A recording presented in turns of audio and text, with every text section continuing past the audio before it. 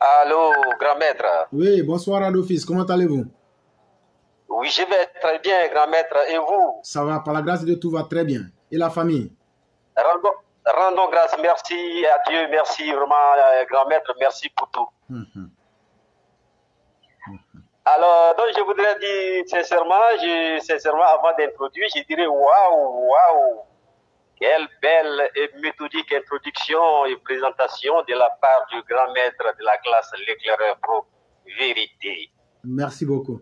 Et qui dit mieux, mais n'est pas éclaireur qui le veut, mesdames et messieurs, mais seul celui qui est ce brillant homme pour son engagement patriotique dans un esprit sain, un corps sain. Mon cher grand maître l'éclaireur, laisse-moi, au nom de tous les brillants élèves de la prestigieuse classe EPV, vous saluer très respectueusement et vous tirer le chapeau très habilement. Et j'avoue qu'avec des grandes âmes comme l'éclaireur pour vérité, notre père, son excellence le docteur Alassane Ouattara, peut être fier d'avoir eu des dignes filles et fils qui sauront tenir la barre et très haute et pérenniser, perpétuer son combat de la plus meilleure des manières dans le concert des nations civilisées, pacifiées, unifiées et développées. Grand maître. Et comme le dit lui-même le grand maître, peu importe la quantité, mais c'est de la qualité et la force des idées et la pertinence des propositions qui font la marque à dos pour une Côte d'Ivoire solidaire, prospère dans la paix, la sécurité et la cohésion sociale. Alors, chers frères et sœurs ivoiriens, épris de justice et de paix, dans un élan patriotique qui hésitait encore, vous dites patrie mère Côte d'Ivoire, alors, loin de moi une campagne de séduction, la porte de la prestigieuse classe EPV reste grandement ouverte à toutes et à tous, mais dans une liberté individuelle, dans la discipline et la sincérité. Vraiment, grand maître, je voudrais vraiment vous dire merci. Et sur ce, permettez-moi d'abord vraiment d'aborder le vif de mon allocution du jour qui s'intitule « Cri de cœur des Africains, soucieux de l'avenir et la survie de leur continent, d'aujourd'hui et de demain ». Oui, force est de constater avec désolation que les effets de la crise sanitaire du Covid et de la guerre en Ukraine remettent à nouveau le paradoxe africain au devant des équations quant à son éventuel développement multisectoriel. En fait, il s'avère selon les Nations Unies que cette double crise sanitaire et sécuritaire menacerait très probablement notre continent d'une grave crise alimentaire. Alors, la réalité qui s'invite est de constater avec amertume que dans les domaines technologiques, scientifiques, industriels, économiques, diplomatiques, culturels et commerciaux, notre continent africain est quasi inexistant. Mais s'il est vrai que difficultés avec difficultés inhérentes, successives dues au siècle de déportation de la traite négrière, les deux guerres mondiales et les affres de la colonisation occidentale qui ont embastillé le développement de notre chère Afrique dans les domaines suscités, force est cependant de se poser la question de savoir comment et qui a pu empêcher les Africains de développer le secteur agricole. Je suppose à travers ce paragraphe que nul n'est sans savoir que ce sont des millions de nos braves valides, ceux-là même qui détenaient les secrets du feu, de l'eau, des plantes, qui savaient décrypter les signes astrologiques, les langues des djinns, des animaux, des êtres mystérieux, qui ont été déportés, oui. Qui ceux-là même qui, avant l'homme blanc, avaient le secret du feu, de la terre et dans l'art du fer. N'a-t-il pas été révélé que l'écriture serait née vers 3300 ans avant Jésus-Christ en Mésopotamie, entre le Tigré et l'Euphrasie, mais aussi en Égypte, en Afrique, bien sûr, à travers les idéogrammes. Ceci étant, notre appauvrissement remonte depuis des siècles, lorsqu'avec la complicité de certains de nos rois, l'homme blanc a presque vidé l'Afrique de sa substance en termes termes de ressources humaines. Mais face à toutes ces équations et interrogations, bon nombre d'Africains s'insurgent contre les politiques agricoles qui n'ont pas suffisamment pris en compte le volet de l'autosuffisance alimentaire ou encore la sécurité alimentaire. Autrement dit, comment comprendre qu'avec toutes ces terres arides de part et d'autre sur notre continent, que notre survie ou indépendance nutritionnelle et alimentaire soit hypothétiquée au point de nous obliger d'importer le riz de la Chine, de Taïwan, de l'Inde ou encore de l'Indonésie.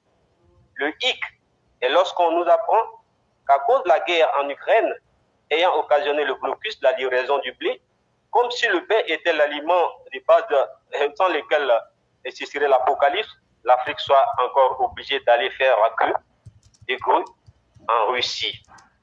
Aussi, voudrais-je croire que nos chercheurs sont à mesure de développer des techniques locales de production d'engrais pourront supporter nos campagnes agricoles. Car sur ce chapitre, force est de constater le même balai écrit aux portes de la Russie et de l'Ukraine. Au regard de ce tableau peu réduisant, nos décideurs africains, de quelque bord que ce soit, doivent tirer la leçon qui en découle et changer de fusil d'épaule afin de pallier ces nombreux déficits alimentaires auxquels le continent est régulièrement confronté, sans qu'aucune solution ne soit mise sur la table lors des grands sommets et autres forums des chefs d'État et de gouvernement. Et sans nous substituer à nos dirigeants universitaires, chercheurs et autres acteurs décisionnaires sur les grandes questions de notre continent, nous estimons qu'il est grand temps que nous soyons foulés dans notre orgueil pour sortir de cette sempiternelle dépendance multisectorielle en général et en particulier celui de l'agriculture vivrière. Et si d'aventure la question se posait sur la table au grand jour, nous proposons que les budgets alloués au secteur agricole soient revus à la hausse et son utilisation efficiente soit rigoureuse pour absorber le nombre de jeunes bravalides qui fuient les villages et les zones agricoles pour mettre le cap vers les grandes agglomérations ou finir dans les crocs des baleines et des requins dans les Méditerranées à la richesse du mieux-être. Et pourquoi pas copier l'exemple de la Chine sur le communisme pour développer les grandes surfaces agricoles pour que les jeunes élèves, étudiants, mécaniciens, plombiers, menuisiers et tous ceux-là qui, après des heures de sans rien faire, pour qu'ils aillent travailler pour le grenier public.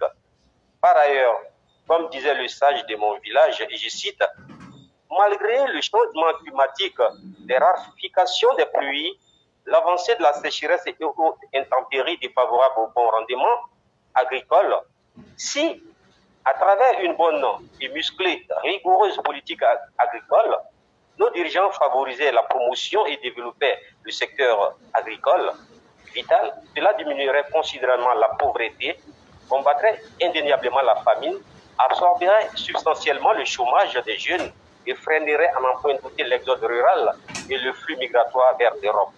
Fin de citation.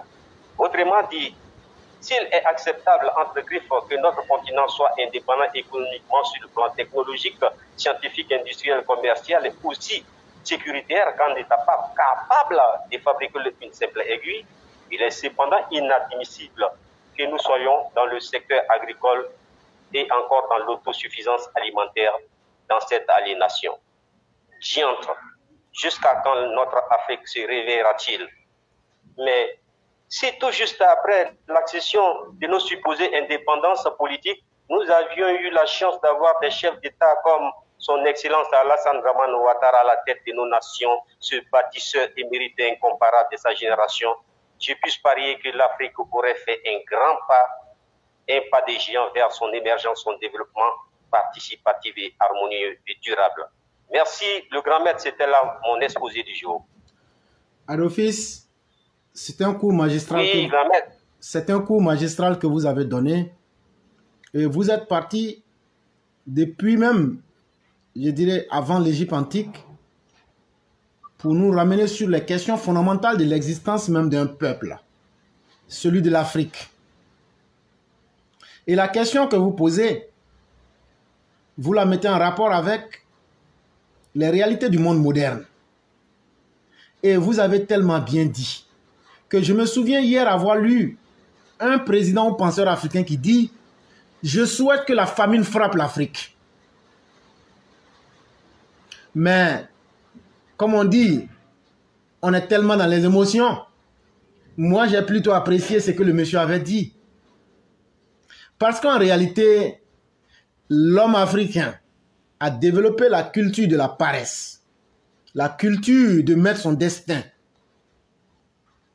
de défendre son destin par procuration en comptant sur les autres. C'est vrai, il y a eu la colonisation, il y a eu l'esclavage, il y a eu des... Mais avant ces phénomènes-là, il y a eu des épidémies qui ont ravagé. Et ces épidémies ne demandent pas qui vous êtes. Souvenez-vous de la peste noire en Europe. Souvenez-vous de la peste dans les Amériques. Mais chacun s'est dit quoi? Quand on étudie les théories philosophiques de l'homme et la nature, c'est un exemple que je prends. Mais il faut se battre. Et c'est cette culture-là que nous avons perdue. Et comment et pourquoi avons-nous perdu cette réalité? Ce n'est pas l'histoire qui nous l'a fait perdre. C'est que nous-mêmes, nous nous sommes conditionnés à ne plus accepter d'évoluer en tant que peuple dans notre généralité. Mais je souhaite que Dieu nous confronte à nos limites le plus rapidement possible. Le jour que la France, les États-Unis, Taïwan, l'Indochine et toute autre partie fermeront leurs frontières et diront « Nous n'avons plus de riz pour vous ». À d'office, ce jour-là, les Africains comprendront qu'ils doivent se réveiller. Le coronavirus ne nous a pas donné la leçon qu'il fallait. Le bouleversement économique de 2008 ne nous a pas donné les leçons qu'il fallait. Et les incertitudes à venir n'inquiètent pas les Africains. Nous vivons comme si nous étions dans un monde d'insouciance. Et c'est en ce sens que Hegel disait que l'homme noir est comparable à un gros enfant et qui devient à la fin détestable parce que lui a besoin de tout, mais sans jamais rien faire pour se rendre utile. Sinon, comment comprendre que nous avons la population la plus jeune au monde? Nous sommes aujourd'hui le devenir et l'avenir même du monde parce qu'il n'y a pas un continent qui est plus jeune que l'Afrique. Mais que font nos jeunes? Qu'est-ce que nous faisons pour nos jeunes? Dans quel conditionnement politique, idéologique nous essayons de construire leur avenir? Quand on voit la Côte d'Ivoire qui était devenue aujourd'hui une poubelle des narcotrafiquants, quand on a vu la Guinée-Bissau en devenir une, quand on a vu en Ituri en train de faire tuer les jeunes gens, quand on va au Soudan du Sud, au Soudan du Nord, quand on regarde au Mali, quand on regarde au Burkina, avec soi-disant le djihadisme, parce que le djihadisme n'est pas un hasard. Et ça, je le dis, c'est une nouvelle forme de reconquête, mais qui n'est pas physique, mais qui est matérialisée par des frontières militaires. Et donc, apprenez à vous habituer aux frontières physiques, mais aux frontières militaires, qui sont dessinées sur des cartes depuis des grandes capitales mondiales. Et leurs lieutenants les représentent bien sur le terrain en massacrant nos populations. Les djihadistes ne peuvent pas être plus forts que l'Afrique. Mais comment se fait-il que le Nigeria n'arrive pas à balayer la forêt du Sambisa? Posez-vous bien la question. Vous comprendrez que ce n'est pas une question, mais il y a d'autres implications politiques quand le Nigeria demande les armes et qu'on lui dise « nous n'allons pas te vendre les armes ». Quand on demande de former un soldat contre le terrorisme et qu'on lui dise « ça va te coûter 500 000 $», vous comprenez que quelqu'un a intérêt à ce que le djihadisme puisse s'exercer au-delà de leurs frontières. On avait aussi vu quelqu'un qui a dit « lorsque nous avons envahi l'Irak, c'était de notre intérêt de le faire. Et si ça marchait là-bas, pourquoi ça ne marcherait pas en Afrique ?» Chers Africains, si vous avez refusé de travailler pour vous-même, vous allez devenir les déchets de l'histoire humaine. On vous fera manger le riz qui est destiné aux chevaux. On vous fera manger la merde du monde.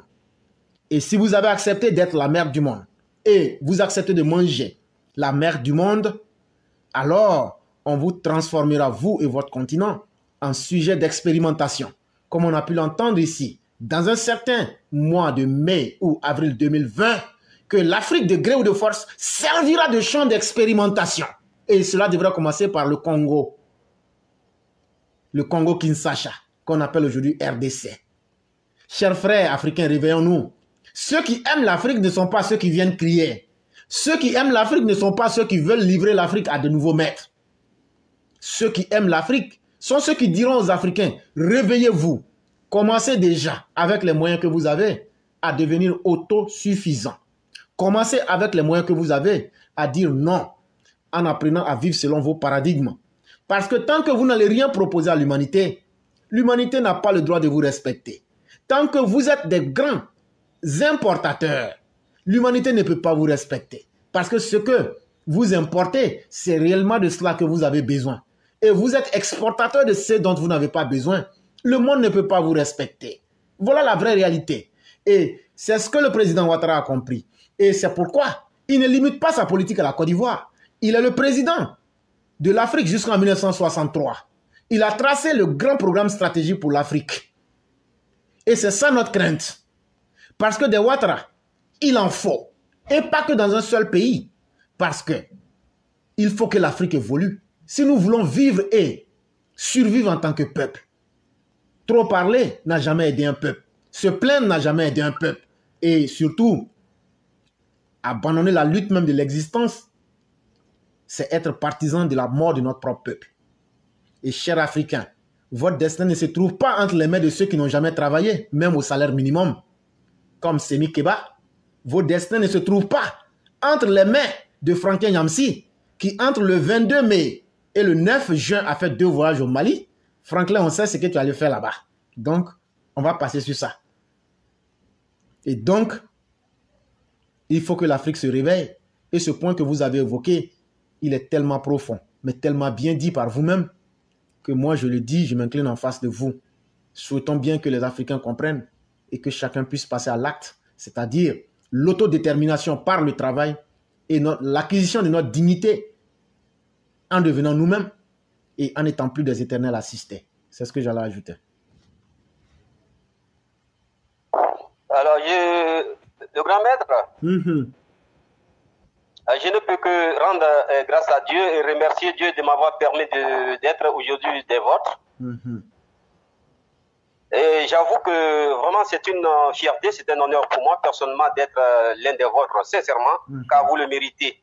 Sincèrement, pour quelqu'un qui a une capacité aussi de faire une grande déduction, c'est-à-dire vous venez d'habiller le squelette que j'avais planté et c'est comme si vous aviez lu à l'intérieur de moi.